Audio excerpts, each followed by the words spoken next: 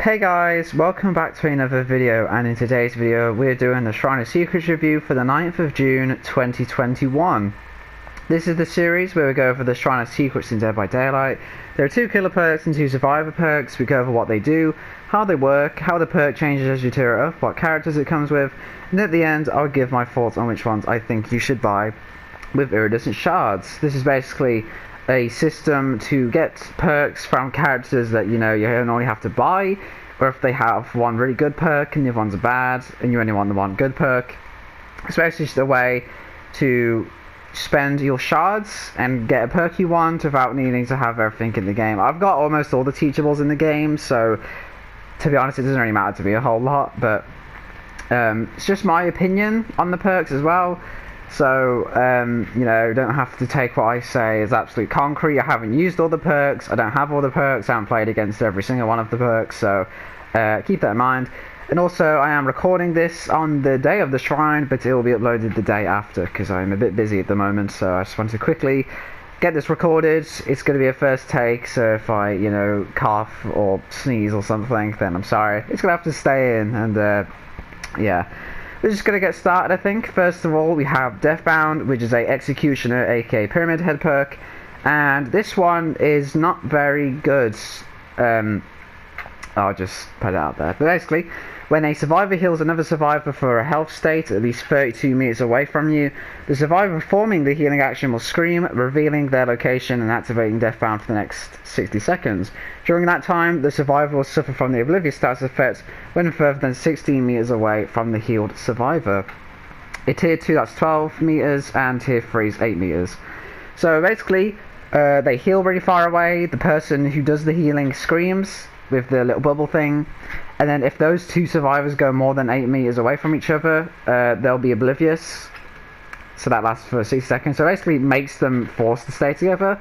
Oh god, my voice broke. Oh my god, that's embarrassing.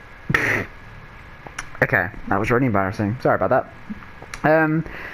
But this is a pretty bad tracking perk. I mean, I guess it's good for finding people who are healing far away, because Nurse's Calling only has 28 meter range, so I guess it's good. And you'll have to be at least 32 meters away from this one for this one to work, sorry. So, I guess it's good in that sense. But I don't know, because also survivors being together is not normally a good thing, because because they'll know, they'll be notified that, once they've done the healing, that they have Deathbound applied on them, so they'll probably just do a gen together. If they realise they can't go more than a certain distance away without getting oblivious, then they'll probably just do a gen together or something, which isn't good. And also, if they are separated, then it's kind of like Hex Retribution, where you don't know that they're oblivious, or if they do, you won't really see much of an effect of it, if that makes sense. You won't really see that oblivious in action, I guess. I don't know. It's a weird one like Nemesis and Retribution. So, all I'll just say is it's not very good. It's pretty bad, actually. Sorry, it's very hot in this room. Bloody hell. Okay. Pardon me. Next up we have Distortion, which is a Jeff perk, and this is a really good perk in concept, but in practical use, it's not that good, unfortunately. You start the trial with 3 tokens. When your aura should be shown to the killer, Distortion activates and a token is consumed. For the next 6 seconds, which is 8 seconds at tier 2 and 10 seconds at tier 3, while Distortion is activated, you do not leave scratch marks in your aura, and your aura will not be shown to the killer. Distortion does not activate when you are in a dying state or in a trap. I didn't know that part, actually. But, yeah, so you start the trial with 3 tokens, and then if your aura was normally be revealed by Barbecue, Nurse's Calling, Dark Sense, what's another killer perk that has auras, I'm All Ears, things like that, it will block it, and then you'll use up a token, and then also for 10 seconds you don't leave scratch marks at the same time, which that part isn't that bad, actually. That's pretty good. And the actual aura reveal block is a good concept. It's cool.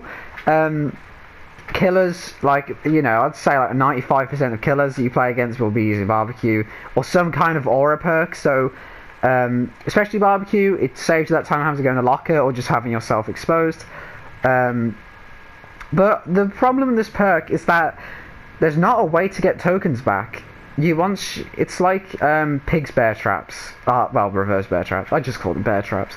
But you can't get them back once that token's been used.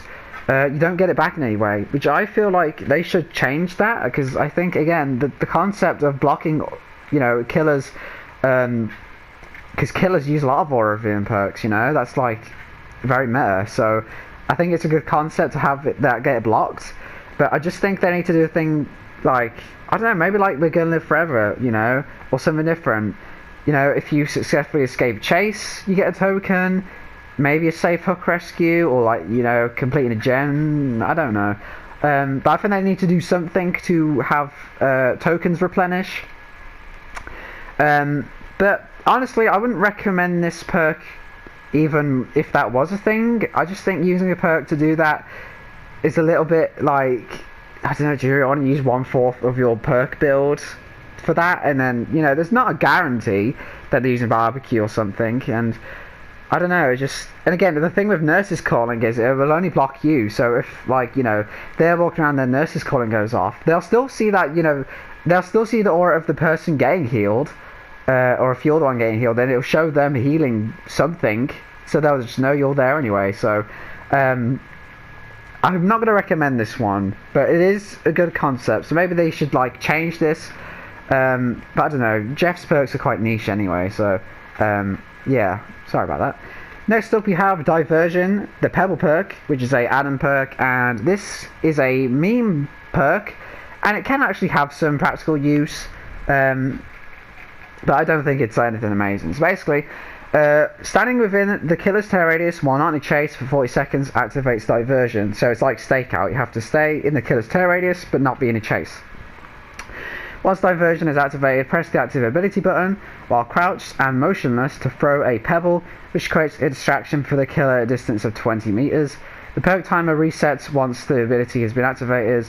The distraction consists of a loud noise notification and scratch marks. So basically, you hide in the killer's terror radius, you get a pebble, and then if you're crouched and not moving, you can throw a pebble and it will basically leave scratch marks somewhere and the loud noise notification. So that's pretty good. And I think it can go through walls, so I've seen. But basically,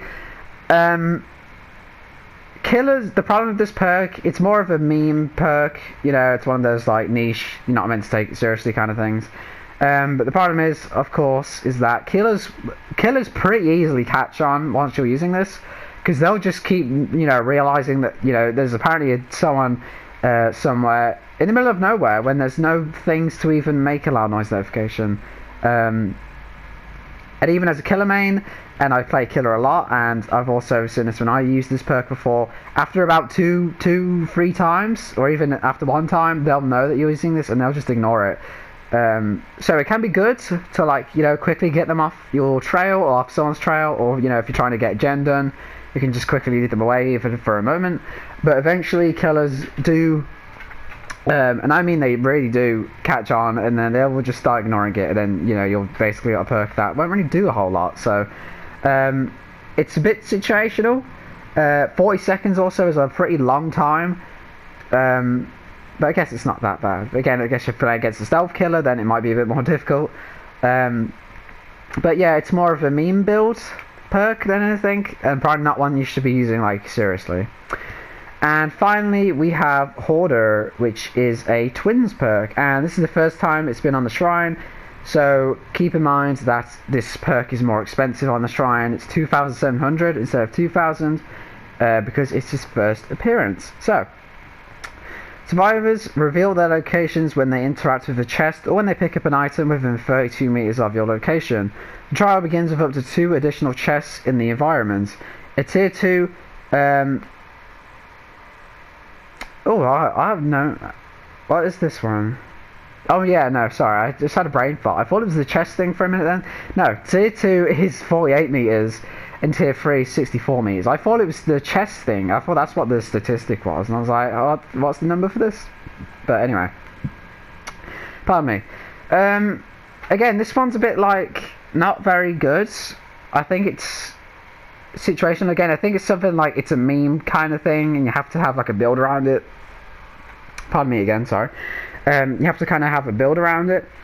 It could be some kind of tracking. When it says the reveals their location, does it say reveal location? Yeah. It's like when they get stuck in a trap, for example, and that like bubble thing comes up and it has like them, in the little position of getting stuck in the trap. If that makes sense.